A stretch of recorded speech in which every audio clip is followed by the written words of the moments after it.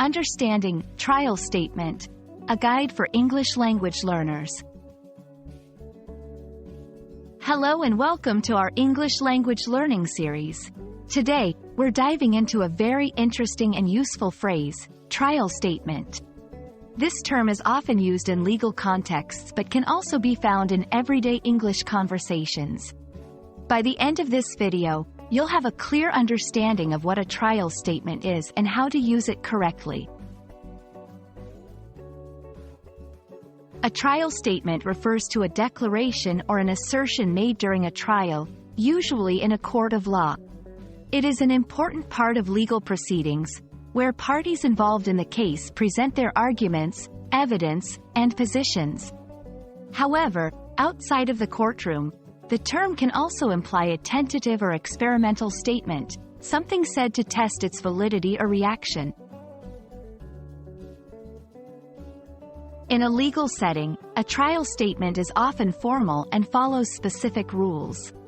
For example, during a trial, lawyers might say, "The witness will now give their trial statement." This means the witness is about to deliver their account or evidence. These statements are critical as they can influence the judge's or jury's decision.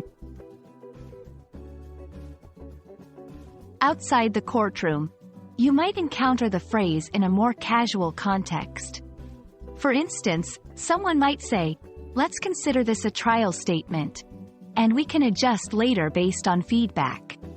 Here, it's used to suggest that what is being said is not final and is open to change or discussion.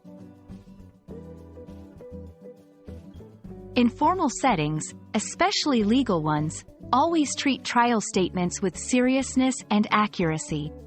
In casual conversations, remember that a trial statement implies flexibility and openness to change.